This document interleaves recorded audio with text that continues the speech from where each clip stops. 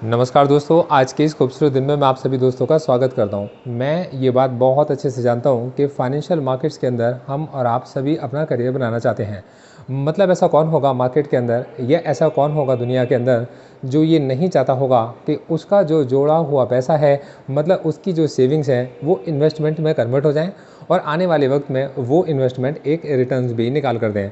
और कई बार हम लोग अपनी इन्वेस्टमेंट से सही रिटर्न निकालने के लिए प्रोफेशनल्स को ढूंढते हैं। अब ये प्रोफेशनल जनरली कौन होते हैं? तो ये प्रोफेशनल जनरली हमारे पास म्यूचुअल फंड्स के डिस्ट्रीब्यूटर्स होते हैं, कुछ हमारे पास इंश्योरेंस पॉलिसीज़ के एजेंट्स होते हैं, मतलब कुछ पॉलिसीज़ समझाने वाले एजेंट्स होते हैं, हमारे पास स्टॉक मार्केट के रिसर्च एनालिस्ट होते हैं, स्टॉक मार्केट के इन्वेस्टमेंट एडवाइजर्स होते हैं और कुछ जगह पर काफ़ी बड़े पोर्टफोलियोज़ को मैनेज करने वाले पोर्टफोलियो मैनेजर्स भी होते हैं। तो अब इन सारे के बीच में हमें मार्केट के अंदर एक सही गाइडेंस की रिक्वायरमेंट होती है और इस सही गाइडेंस के लिए हम लोग मार्केट में प्रोफेशनल्स को ढूंढते फिरते हैं।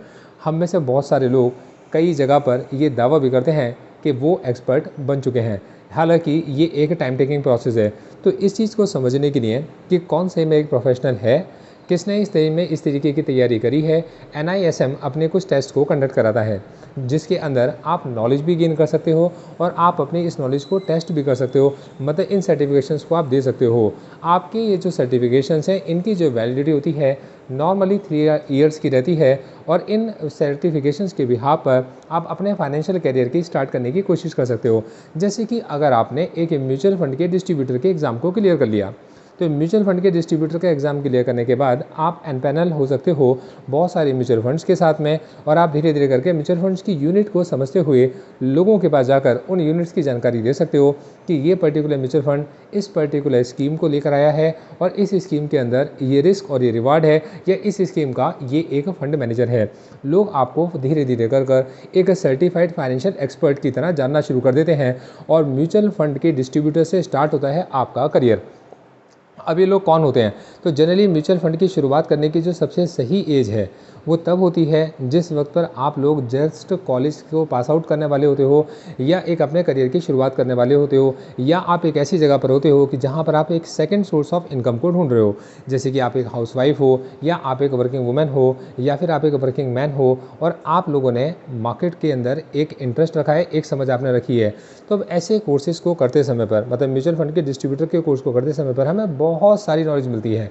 हमें इन्वेस्टमेंट की नॉलेज मिलती है, हमें सेविंग्स को इन्वेस्टमेंट में कन्वर्ट करने की नॉलेज मिलती है, हमारे को म्यूचुअल फंड्स की बहुत सारी स्कीम्स के बारे में पता चलता है, और ये भी पता चलता है कि मार्केट के अंदर इस समय पर एग्जैक्टली चल क्या रहा है, और हमारा करियर प्रोसीड होता है। म्यूचुअल फंड के डिस्ट्रीब्यूटर के बाद हमारे पास जब 5 साल का एक्सपीरियंस हो जाता है और हमारे पास में अगर एक सर्टिफिकेशन होता है, मतलब अगर हमने MBA भी किया होता है, मतलब हम पोस्ट ग्रेजुएट भी होते हैं फाइनेंस के अंदर, तब हम लोग ट्राई कर सकते हैं इससे ऊपर के लेवल को, रिसर्च एनालिस्ट को ट्राई कर सकते हैं, इन्वेस्टमेंट एडवाइज़र को ट्राई कर सकते हैं। और जब हमारे पास एक बड़ा कंज्यूमर बेस, एक कस्टमर बेस बन जाता है, एक हमारी बड़ी नेटवर्क बन जाती है, तब हम आने वाले वक्त में पोर्टफोलियो मैनेजर बनने के बारे में भी ट्राई कर सकते हैं। तो ये जो कैरियर है ये बहुत ही फैसिनेटिंग कैरियर है। ये पार्ट टाइम करियर से स्टार्ट होता है, नॉलेज से स्टार्ट होता है और हमारे को लेकर चलता है आगे की तरफ, जो हमें सेल्फ डिपेंडेंट भी बनाता है, सेल्फ रिलायबल भी बनाता है, और हमें इस काबिल भी बनाता है कि हम हमारे फाइनेंशियल गोल्स को ना केवल रियलाइज़ कर पाएँ,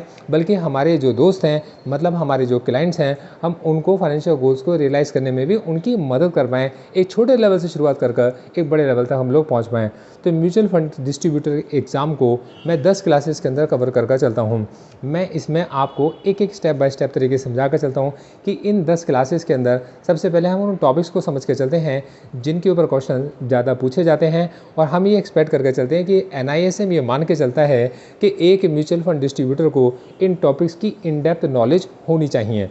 तो हम सबसे पहले उन टॉपिक्स को कवर करके चलते हैं, और उसके बाद हम आपकी एक टेस्ट सीरीज़ को लेकर चलते हैं जिसमें हम आपके टेस्ट लेकर चलते हैं। इस टेस्ट सीरीज़ को धीरे धीरे करके जब आप मैच्योर करते हो, मतलब क्वालिफाई करते हो, तो आने वाले वक्त में आप एक म्यूचुअल फंड डिस्ट्रीब्यूटर बन जाओगे, इसके चांसेस बढ़ जाते हैं। आने वाले वक्त में एक फाइनेंस प्रोफेशनल बन जाओगे, लोगों को गाइड कर पाओगे, इसके चांसेस आपके बढ़ जाते हैं। डिपेंड सब कुछ आपकी मेहनत पे करता है। हाँ, अगर आपका एग्ज़ाम फर्स्ट टाइम में क्लियर नहीं हो पाया, यार भाई, जब तक आपका एग्ज़ाम क्लियर नहीं हो जाता, आप हमारी क्लासेस को ज्वाइन कर हमसे सीख सकते हो, क्योंकि हमारा मेन मकसद आपसे फ़ीस लेना नहीं है। हमारा मेन मकसद है आपको एक सही रास्ता दिखाना फाइनेंशियल लिटरेसी की तरफ, हमारे देश के नौजवानों को बहनों को और भाइयों को प्रमोट करना। Thank you so much, all the best.